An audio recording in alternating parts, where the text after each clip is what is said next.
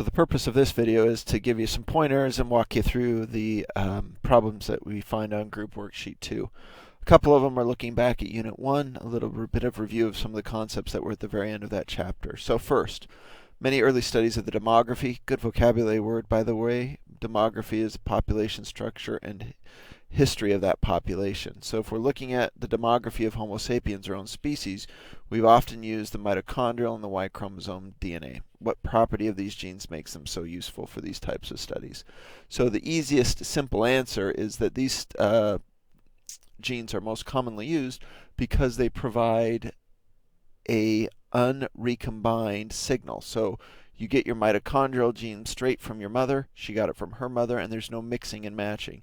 So nuclear genes, to make it uncomplicated, trace a very circuitous route. Some of them trace paternal lineage, some trace maternal lineage, others trace many other lineages, combinations of grandmas and grandpas going back through the generations, and so you can get different stories from different genes. But mitochondrial genes are unrecombined. Y chromosomes the same way, they get passed from father to son, and there's no recombination that occurs. Now, with modern technology, we can get around that, but the short answer is that they were very useful because they don't recombine. Okay? And our human mitochondrial diversity, in short, says that humans originated in Africa, and only very recently were populations established outside of Africa. The estimates range from about 35 to I think 70, 80,000 years ago for modern humans leaving Africa and establishing themselves in other parts of the world. And there's still some debate, and different data sets will say slightly different things. But as our data sets become larger, they're working on that. So, in short, mitochondrial diversity says that human species originated in Africa, and only recently, through small populations, and these are called bottlenecks, established the populations of humans that are outside of Africa. Okay? All right, so a bit of a segue here. Now we're going to look at DNA, genomes. We're going to start to look at the genetic code a little bit and work with it. Now, when people look at this, there are two common things that I get as answers to this, and both of them are mistakes.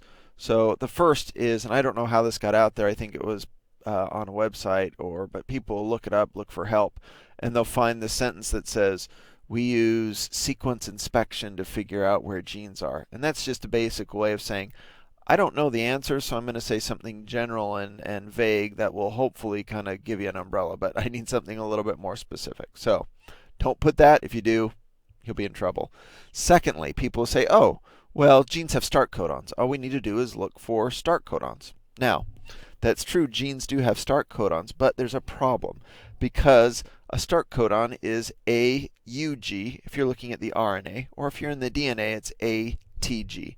So if we just look for ATGs, we're going to find start codons, but we'll find a lot more ATGs that are not start codons. So number one, we might find an ATG that's not in the coding region. So it's not a start codon, it's part of the nonsense coding DNA of the genome. And we'll talk about ratios when we look at genomes and percentage of coding and non-coding DNA in organisms. But in many organisms, non-coding DNA makes up a good, in fact, and many times even a majority of the entire genome. So just looking for ATG doesn't help. Not only that, but an ATG might be a part of one codon and a part of the other codon. So if you have a codon that's CCA, and then the next codon right after it is TGA, then you have an ATG that spans those two codons, and you look at it and say, oh, it's a start codon, but it's not. It's really the back end of one codon and the start of the other. So this is a piece of the fruit fly genome, very large, well, actually relatively small compared to the whole genome, but on this sheet it looks quite large. Thousands of base pairs here. And if we just do a simple, okay, let's find all the ATGs. Let's find start codons. Go back here, ATG. Okay, there we go.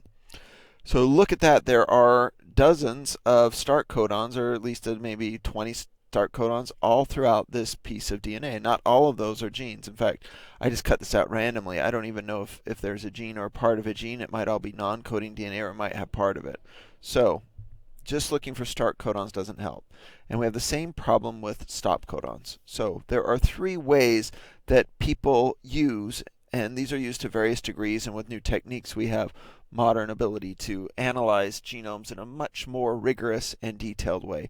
There are three common things that can really help, and I'm just going to list them here, and if you put these three, you'll get full credit for it. So first, we can look for promoters. Promoters are a little longer than just start codons, so their chance of popping up in non-coding DNA or just by random chance or being part of a coding sequence, even though it's not a start codon or not a promoter, is much lower. So that's better than looking for start codons. So we can look for promoters. If you don't remember what a promoter is, just Google it or look it up in your old biology textbook. But it's a sequence of DNA that serves as a signal for the initiation of transcription of a gene. Okay? Finally, or sorry, not finally, next, number 2. We can align it with a reference genome. In fact, and let's say a reference transcriptome. Now, a transcriptome, as opposed to a genome, is only the pieces of DNA that are transcribed and used as genes. So if you have a transcriptome from an organism, it's basically like a list with the sequence of all the genes that are present in that tissue sample. Now, you may not have every single gene because in all tissue samples, not all genes are expressed, but you probably will have a good percentage, maybe even a majority or even a vast majority of the genes that are present in the genome. So aligning a transcriptome against a genome can identify the gene's position exactly. And then finally, the last one, if we don't have a transcriptome to use, promoters can get us started, but we can look for an open reading frame. Now, I'm not going to be able to do this in Microsoft Word, but, well, I'll put the whole thing there because that's the abbreviation. You'll see ORF for open reading frame. An open reading frame, we're actually looking for the absence of stop codons. So, in one of the 6 possible reading frames, if we have a long stretch of DNA with no stop codons, that's a really good signal that it's not non-coding DNA, because non-coding DNA has random things that would look like a stop codon. There's no natural selection to remove them.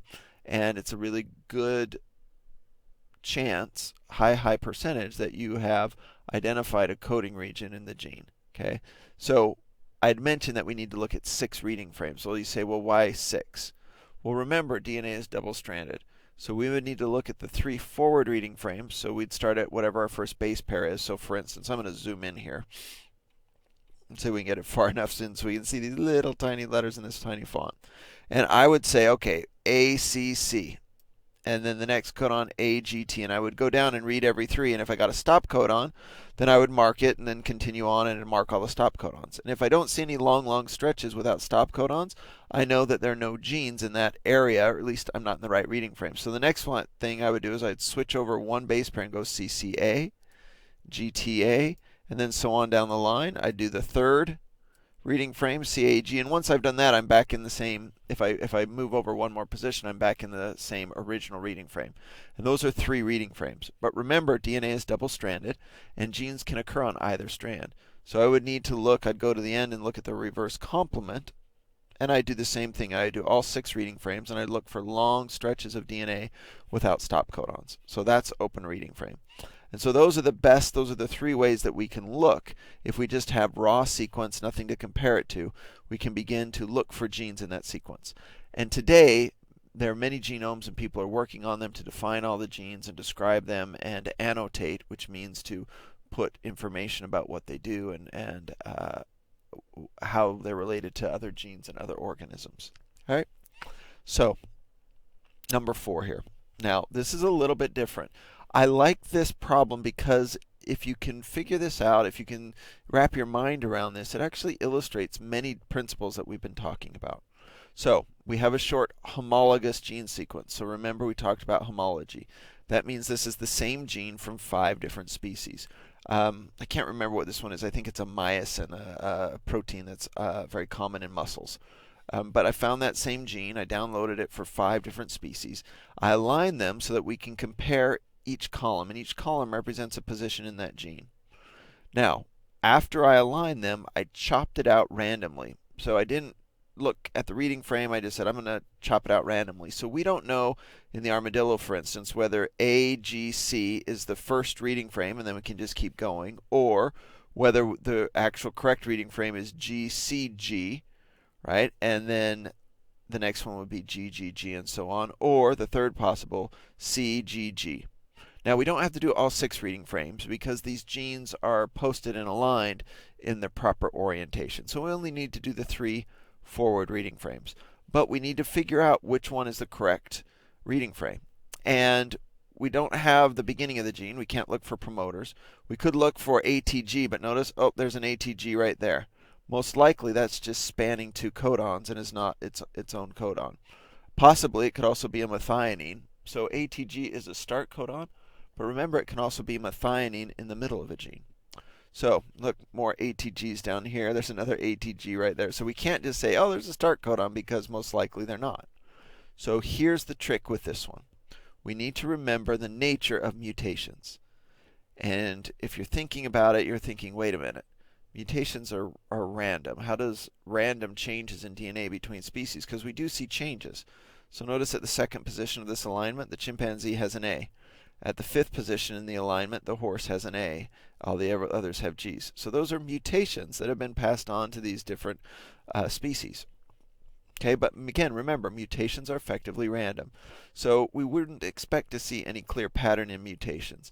But because mutations are random, it means they happen roughly equally at all 3 positions in the codon. So you have just as many at position 3, at position 2, at position 1. Now, after the mutations occur, natural selection will work on those mutations. And natural selection is not random. Natural selection removes diversity that's bad for the organisms that carry it.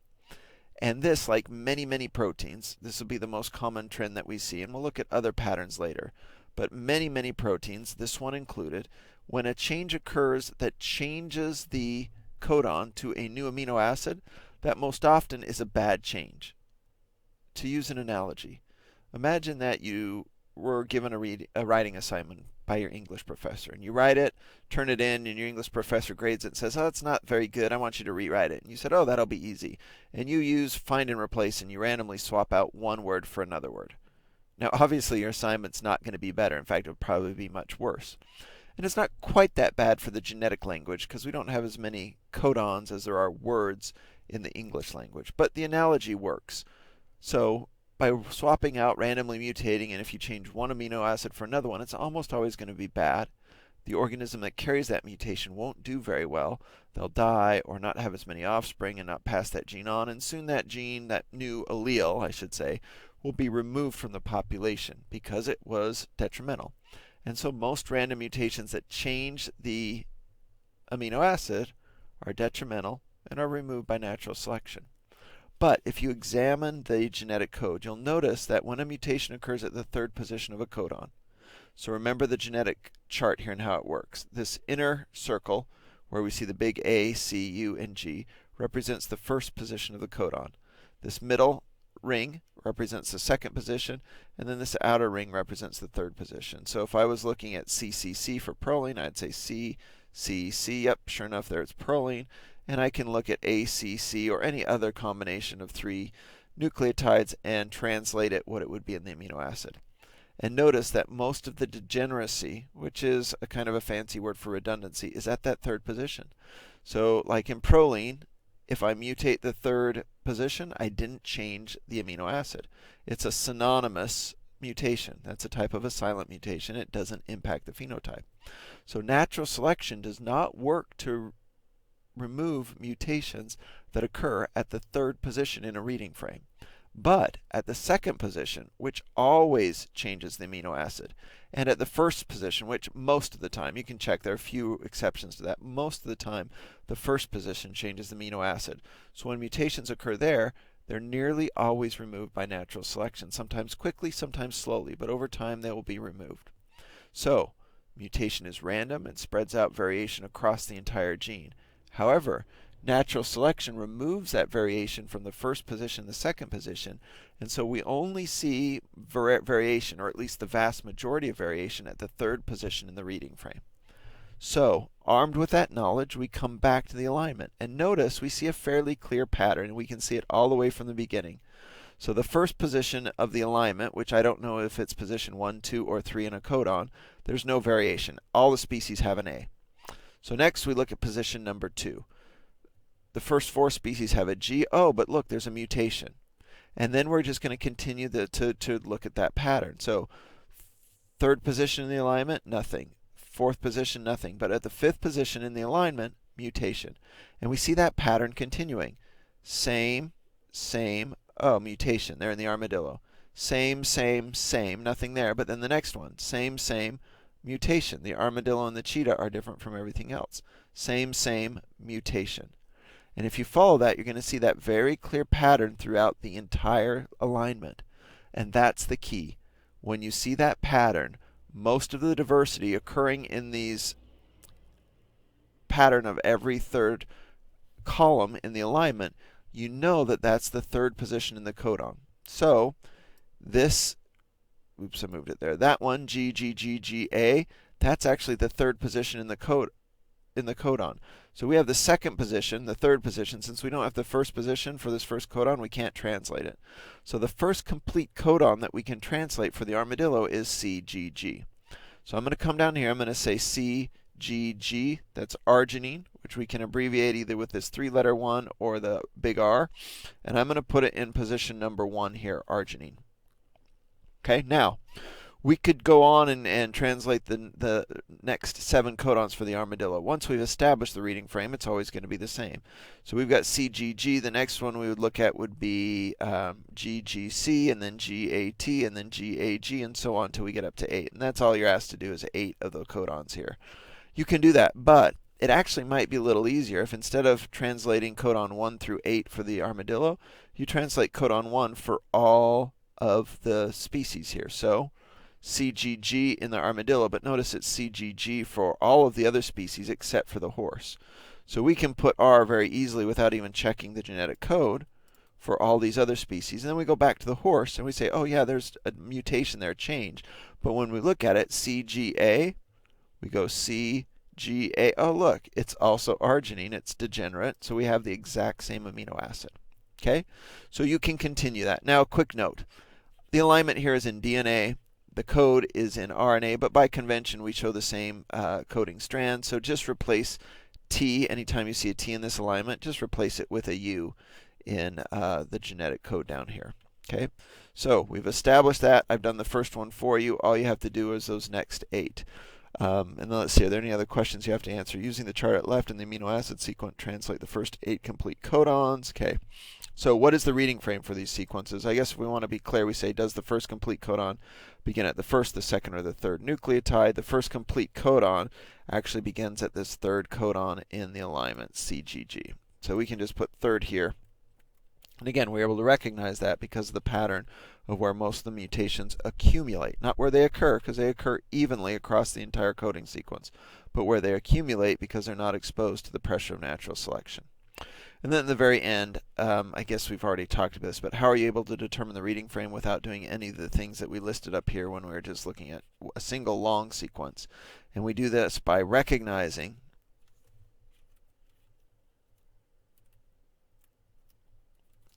the random nature of mutations, which means changes are going to occur equally across the entire genome, and the force of natural selection to remove mutations that occur at the third position. Sorry, that occur at the first and second position, right? So at the third position, because they're nearly always synonymous, we don't have much natural selection working to remove that diversity at all. Okay? And then finally, what does this tell us about the evolutionary pressure on this gene? It tells us this gene must be fairly important, and the pressure is to maintain its function, because anytime a mutation occurred that changed the amino acid, it was removed by natural selection. So once you get done, you're going to see very little. I think actually in this example, there's no variability at all at the amino acid level, despite all these changes you can see at the DNA level. Okay, so that's pretty much, we just did worksheet 2 for you. Isn't that nice? So go ahead and finish that up. If you're unclear on anything or do have any questions, yeah, you can come and ask me, make an appointment, come by office hours. I'm happy to help you and even go over your answers and check them if you need me to. That way you can get full credit or at least very high marks for your worksheet. Okay? One quick last note. Originally, the calendar said this worksheet was due on Thursday, July 25th, but we're actually I'm going to give you an extra day because of the technical difficulties we had on Monday and Tuesday of this week. So if you turn it in on Friday, anytime by midnight on Friday, I won't count it late. You'll get it graded for full marks. If you miss anything, you'll still miss points, but you can turn that up until Friday without any penalty for late submission.